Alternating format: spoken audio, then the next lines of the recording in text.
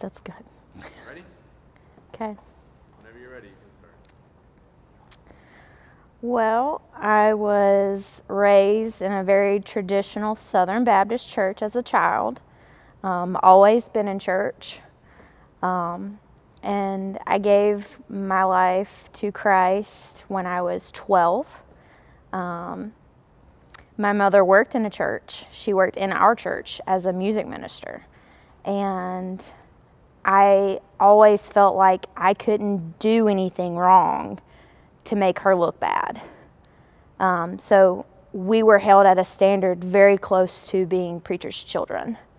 As I got older, went on more mission trips involved with youth, have been to Guatemala, have been to Chicago, have definitely seen and done a lot of things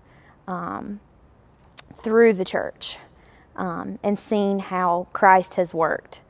As I got a little bit more older, I moved out when I was 18 and met a boy and got engaged, moved in with him, and got involved in some not so good stuff.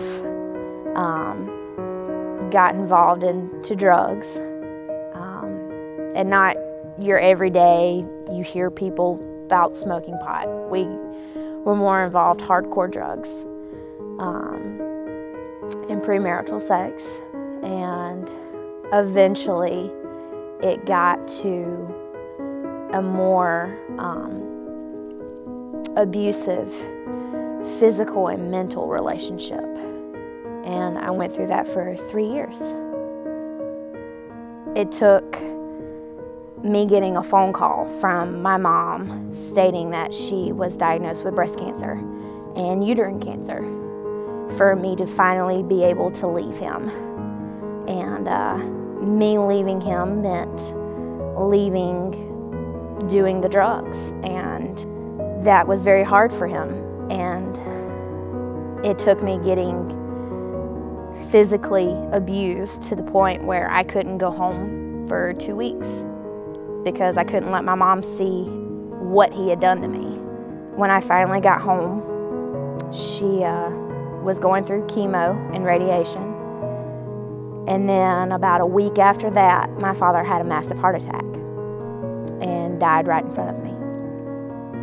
It took probably 15 minutes for an ambulance to get there.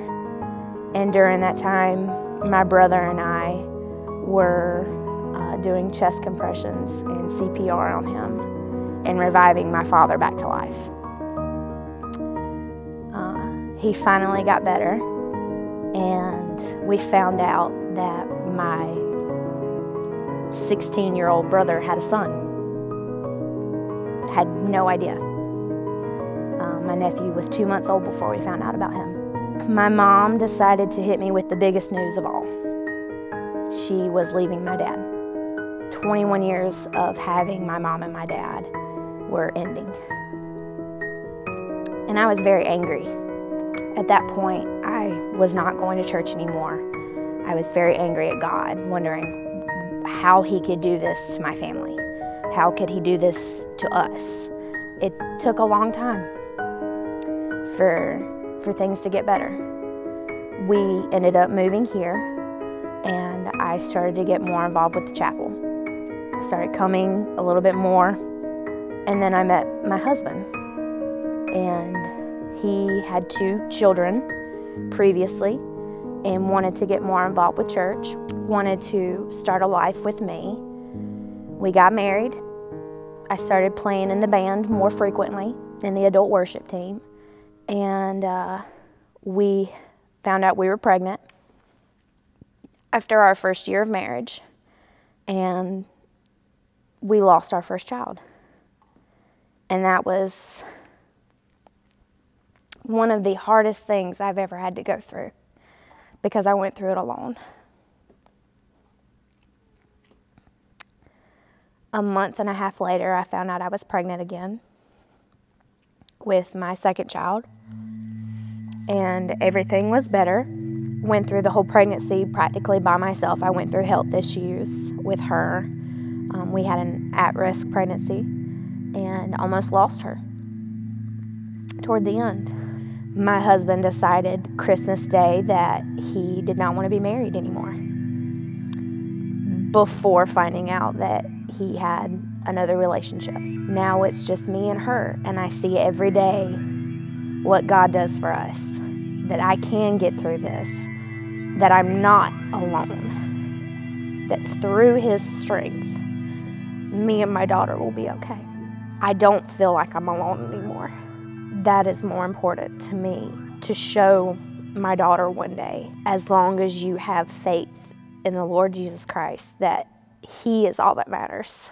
I'm Kendall, and that is a glimpse into my story.